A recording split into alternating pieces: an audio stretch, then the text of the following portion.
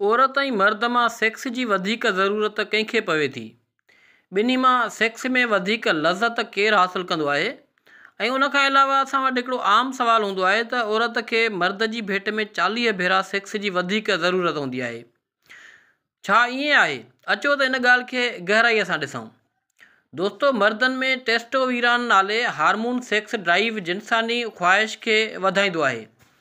आम तौर ते मर्दनि में सेक्स जी ख़्वाहिश तेज़ीअ सां अची सघे थी, ख़ासि करे नौजवाननि में।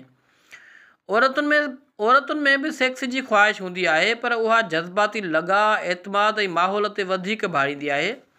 औरतुनि जी ख़्वाहिश हर महीने जी हार्मोनी तब्दीली यानी ओवोल्यूशन वक़्तु दौरान वधी सघे थी। आमतौर मर्दनि में सेक्स जी ख़्वाहिश जिस्मानी तौरु वधीक हूंदी आहे, पर औरतुनि में उहा नफ़्सियाती ऐं जज़्बाती हवाले सां गहरी हूंदी आहे। औरतुनि जे जिस्म में क्लाइटोरस नाले उज़वो आहे, जेको 8000 खां वधीक नर्वस एंडिंग्स सां हसास तरीन हिसो आहे। औरत जी सेक्स लज़त आम तौर ते डिघी, गहरी ऐं जज़्बाती हूंदी आहे, पर केतिरियूं औरतूं मुनासिब माहौल या पार्टनर जी सम्झ खां सवाइ आर्गेज़म न हासिलु करे सघनि थियूं। मर्द सेक्स दौरान जल्दी आर्गेज़म ते पहुची वञे थो, यानी मज़े वारी शिदत वारी जेका आख़िरी ईंड आहे उन ते पहुची वञे थो। संदसि लज़त तेज़ीअ सां अचे थी ऐं ख़तमु थी सघे थी। मर्दनि जे जिस्म जो जिन्सी उज़वो बि हसास हूंदो आहे, पर औरतुनि जे मुक़ाबले में उन जी नर्वस एंडिंग्स थोरा आहिनि। नतीजो इहो आहे त सिहतयाब, एतमाद भरियल माहौल में औरत सेक्स मां वधीक ऐं डिघी लज़त हासिलु करे सघे थी, पर जेकॾहिं हालतूं साज़गार न हुजनि त हूअ लज़त नथी वठी सघे। मर्द लाइ लज़त वठणु आम तौर ते आसान आहे, पर उहा घटि वक़्त ताईं रहे थी। साइंसी लिहाज़ खां इहो अंगु 40 भेरा कंहिं बि मुस्तनिद साइंसी तहक़ीक़ या मेडिकल जर्नल मां साबित थियल नाहे।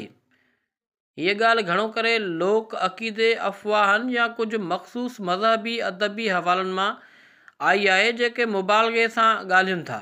औरतुनि में सेक्स जी ख़्वाहिश ऐं लज़त ज़रूरु गहरी ऐं डिघी थी सघे थी, पर उहा हर औरत जी शख़्सियत, हार्मोनी तवाज़न, उमिरि, सिहत ऐं नफ़्सियाती हालत ते भाड़े थी। औरतुनि जी सेक्स लज़त जो इम्कानु वधीक हूंदो आहे क्लाइटोरस जे करे। तंहिं करे कुझु माण्हू सम्झो त उन्हनि जी ख़्वाहिश बि तमामु घणी हूंदी आहे। क़दीम किताबनि या बाज़ मुफ़क्किरनि जहिड़ोकि अरब अदब या कामा सूत्रा वग़ैरह में औरतुनि जी जिन्सी क़ुवत खे वधीक बयानु कयो वियो आहे, पर उहो अदबी मुबालगो थी सघे थो। साइंसी तौर ते ईअं नाहे। मर्दनि जी सेक्स जल्द ख़तमु थी वञे थी, जॾहिं त औरतूं घणो वक़्तु वठनि थियूं ऐं घणा आर्गेज़म हासिलु करे सघनि थियूं। उहो फ़र्क़ु बि ग़लति सम्झाणीअ जो सबबु बणियो आहे। हक़ीक़ी ॻाल्हि इहा आहे त औरत ऐं मर्द ॿिन्ही जी जिन्सी ख़्वाहिश फितरी आहे, पर उहा साॻी न, पर मुख़्तलिफ़ अंदाज़ सां ज़ाहिर थिए थी। मर्द आमतौरु जिस्मानी सतह ते जल्द तहरक महसूसु कनि था, यानी मज़ो वठी फ़ारिग़ थी ऐं पंहिंजी जिन्सानी ख़्वाहिश खे ख़तमु करे छॾनि था, जॾहिं त औरतुनि जी ख़्वाहिश घणो करे जज़्बात, लाड, एतमाद ऐं माहौल सां जुड़ियल हूंदी आहे। जेतिरो वधीक उनखे टाइम ॾिबो उन जी जज़्बात सां, उन जी मुहबत सां, उन जे लाड एतमाद सां ऐं पुरकशिश, पुरकैफ़ ऐं ख़ामोश माहौल में, ओतिरो उनखे वधीक लज़त ऐं सुकून महसूसु थींदो। दोस्तो, इन तरह जूं मालूमात ते मुश्तमिल वीडियोज़ जे लाइ असांजे पेज खे लाइक कयो ऐं वीडियो खे शेयर कंदा।